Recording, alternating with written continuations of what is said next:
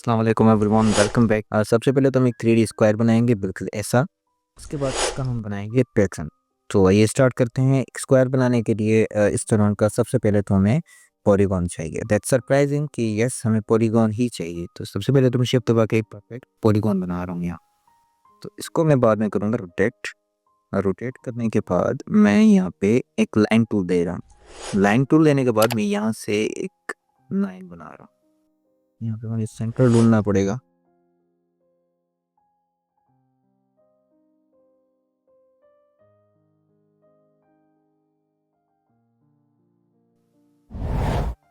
And third line यहाँ पे बने।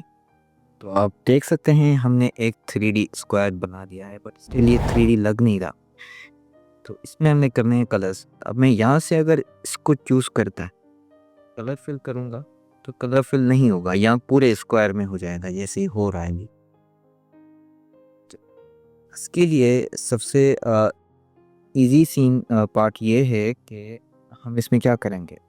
हम इसमें बेसिकली कलर्स किस तरह फिल करेंगे। कलर्स फिल करने के लिए हमें सबसे पहले तो यहाँ पे live paint bucket tool use करना पड़ेगा। यहाँ पे मैं मिलेगा बस।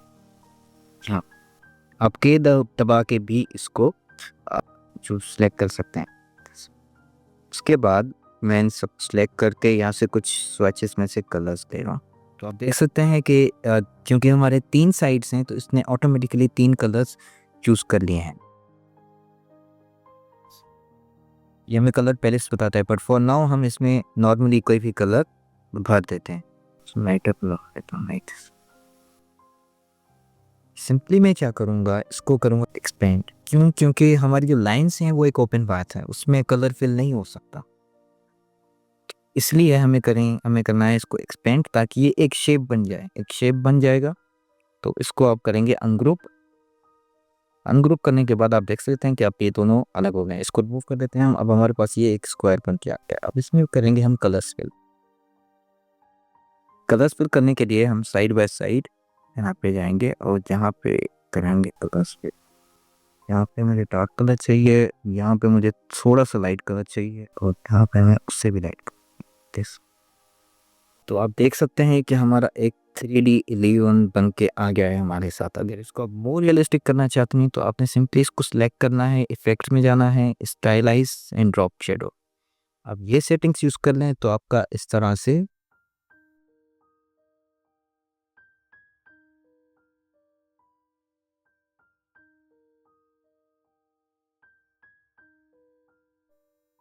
बट पैटर्न बनाने के लिए हमें शेडो की ज़रूरत नहीं, तो इसको मैं रिमूव कर देता हूँ। सिंपली मैं क्या करूँगा, इसको पूरे को सिलेक्ट करूँगा। उसके बाद ऑब्जेक्ट एंड पैटर्न।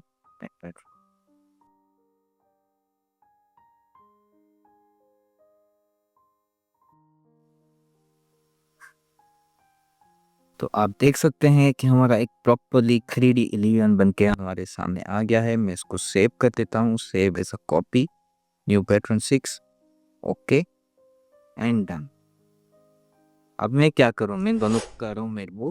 यहाँ पे मैं एक रेक्टेंगल टूल ले रहा हूँ, यहाँ मैं स्क्वायर बना रहा हूँ, रेक्टेंगल बना रहा हूँ बल्कि, और इसको मैं अपने न्यू पैटर्न के साथ करूँगा फिर।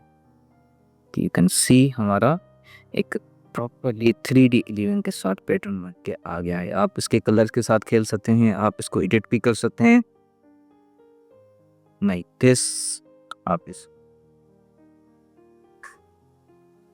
इसको डिफरेंट तरीके का से ओवरलैप भी कर सकते हैं लाइक दिस।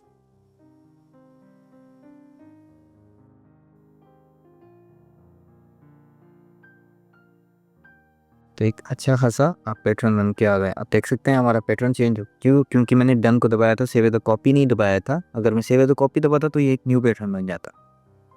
तो ये आपका एक न्यू पैटर्न बन के आपके सामने बन के आ गया है। So thank you for watching, that's all for this video. मिलते हैं अगली वीडियो में, तब तक अल्लाह हाफिज़। Thanks for watching. Don't forget to like, subscribe and hit the bell button for the updates.